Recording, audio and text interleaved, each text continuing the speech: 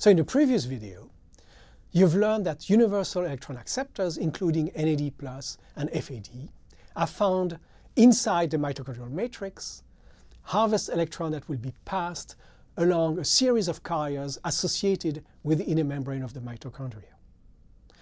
I should just point out that I use the term universal electron acceptors, but these molecules also donate electrons, so you could call them universal electron donor. It's up to you.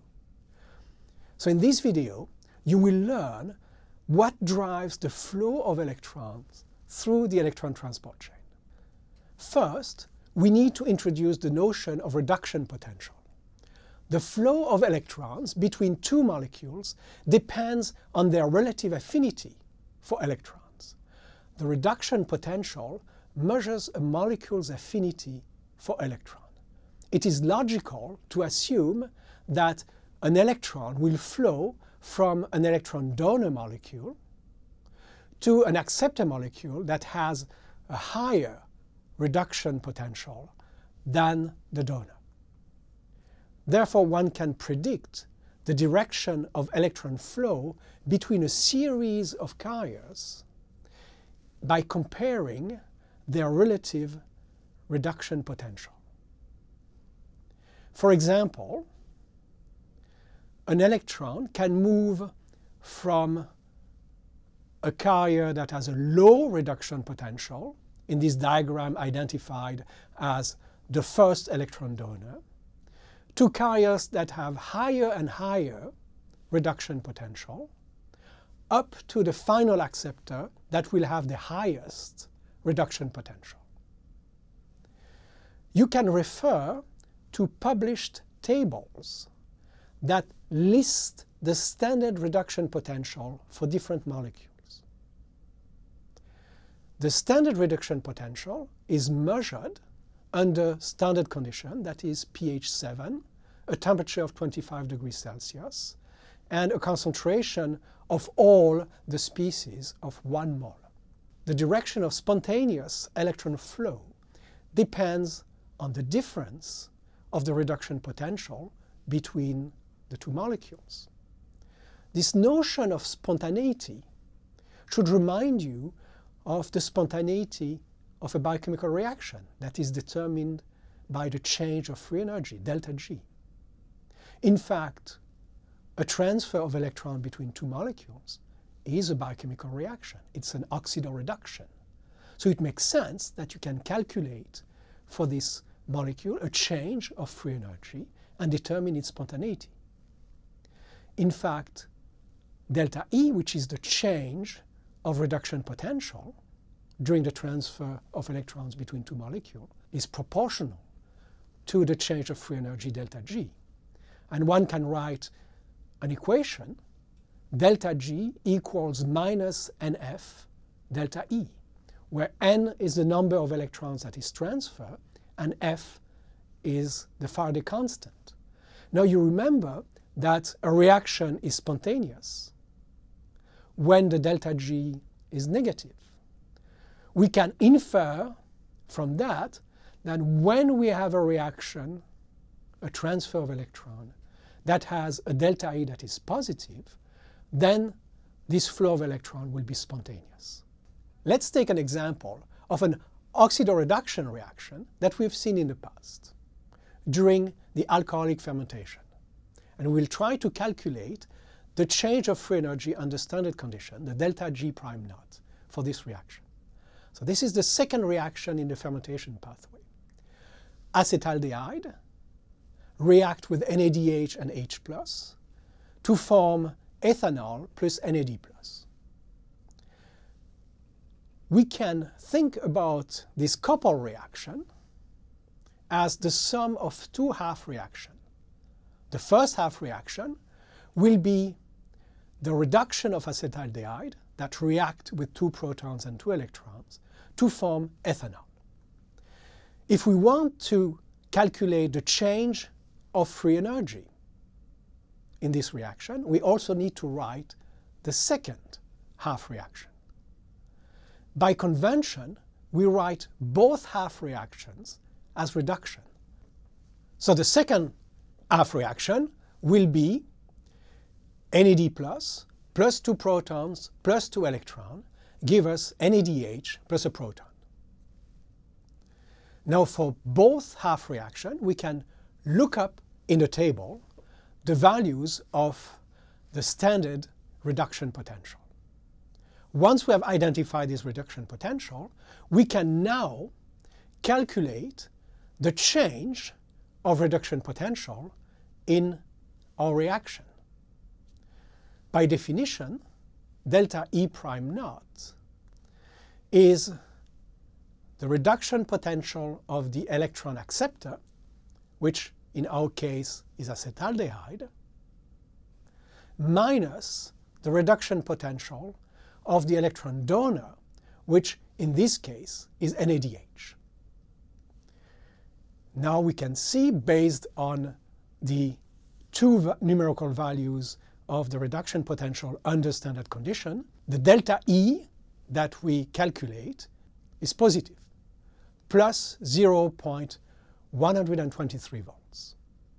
That suggests that the reaction is spontaneous. To confirm this suggestion, we can continue and calculate the change of free energy under standard condition, the delta G prime naught, by simply inputting the numerical value that we've calculated for delta E prime naught in our equation.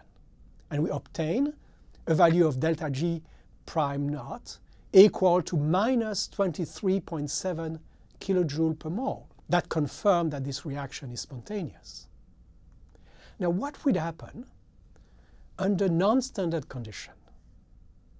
For example, the concentration of acetaldehyde and the concentration of NADH are both 1 molar, but the concentration of ethanol and NAD plus are 0.1 molar. We need to slightly rewrite the equations because we know the reduction potential under standard condition, but we don't know the reduction potential in our specific conditions. That's very easy to find and to calculate. For example, the reduction potential under our new condition for the first half reaction equals the reduction potential under standard condition, E prime naught, plus RT divided by NF times the natural log of the concentration of the electron acceptor, here acetaldehyde, divided by the concentration of the electron donor, that will be here, ethanol. We can use the same formula to calculate the reduction potential under our new set of conditions for the second half reaction. Now what we have to do to calculate the change of free energy for this reaction under this new condition is to first calculate the change of reduction potential, delta E. And once we have done this calculation, we input the numerical value of delta E into our formula, delta G equals minus NF delta E. And we obtain a negative value, minus 35.3 kilojoule per mole. So even in this new condition, the reaction is spontaneous. But the same type of calculation can be used to predict the direction of the electron flow between different components of the electron transport chain. Now we know how electrons flow and in which direction they can flow, and we know how we can predict this direction. Now let's focus on the electron carriers from the electron transport chain. There are 3 types of electron carriers. Most of them are membrane bound, and they can transfer either 1 or 2 electrons at a time. The first type of electron carrier is called ubiquinone or coenzyme Q. It is called benzoquinone with a very long isoproenoid tail. So this molecule is extremely hydrophobic and diffuse inside the inner membrane of the mitochondria. It will accept 1 electron and 1 proton to form a semi-reduced semiquinone QH. and then will accept a second electron and a second proton to form the fully reduced coenzyme Q, QH2, which is also called ubiquinol. The second type of electron carriers are proteins called cytochrome. And they fall into three different categories based on the chemical nature of the ion heme that is bound to this protein. So cytochrome A contain a heme called a heme A that has a long isoprenoid tail. In cytochrome B, we have a heme called heme B. Its structure is very similar to the structure of the heme contained in hemoglobin. Both cytochrome A and cytochrome B are integral membrane proteins and are found inside the inner mitochondrial membrane. Finally, cytochrome C contains a heme, a type C heme, which is covalently attached to the protein. Cytochrome C is a peripheral membrane protein that form electrostatic interaction with the surface of the inner membrane on the intermembrane space. Finally, the third type of electron carriers are iron-sulfur centers that are associated with different types of proteins. The sulfur are either free or belong to the side chain of cysteine residues. As you can see on these structures, these iron-sulfur centers range from very complex structure with 4 iron atoms to simpler structure with 1 or 2 ions. The iron-sulfur centers, as well as the cytochromes, participate to the transfer of electron 1 electron at a time. Now this table lists the different electron carriers that are known to belong to the electron transport chain between NADH and oxygen.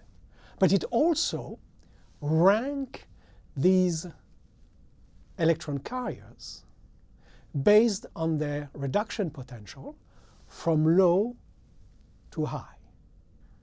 From this ranking, we can predict the direction of the flow of electrons inside the electron transport chain from NADH to oxygen.